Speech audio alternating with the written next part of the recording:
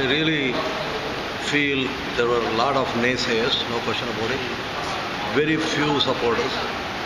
The reason was nobody believed a professor who generally preaches cannot practice. Talk is cheap, walking the talk is not easy. So I was, quote unquote, used the word humiliated, that the professors are only paper tigers and cannot bite. I couldn't handle that.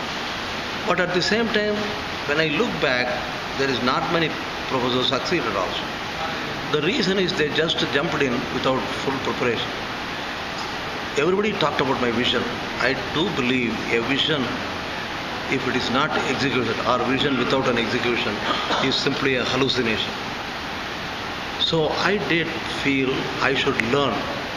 So that is when the economic liberalization started in 1991, and when the government of India wanted some international school to help the IAS officers to become managers also, not administrators or annihilators, but managers and professional entrepreneurs.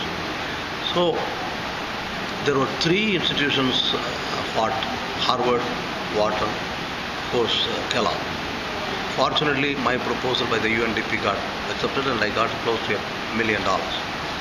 This is 1991, and my faculty, everybody helped me, and therefore I really learned with other people's money what is right and what is wrong by setting up an MBA school in MDI program. Then when that project was over from 1991 to 1996-7, then my neighbor Rajat Gupta and a few others said, look, you bring the faculty, curriculum, all the academic content. I will bring the money, industrial supporters, etc. And I gave him the lead. Even Tata was not there now, but in the beginning he was there. So the second episode is ISB, where I did not put money, but I put my brain and it worked all right. But at the same time I found there is a distinct difference between the doers and the funders. Now why not we combine the two? So therefore, when the leaders like Venu Srinivasan, N. Shankar, Suppu Subbaya, and several others saying, you are doing something in Delhi, something in Hyderabad, something in Bombay, why not Chennai? And I am a Chennai guy. At that time, the only hindrance I had a quintuple bypass surgery just 2 years before. So I thought I should slow down rather. So now, based on the experience of both plus and minus of the other schools, including to a certain extent IIM Bangalore where I started, I became one-man show, one-man army. So I put all my money, all my things, everything, I put it in and donated as a not-for-profit organization and started this.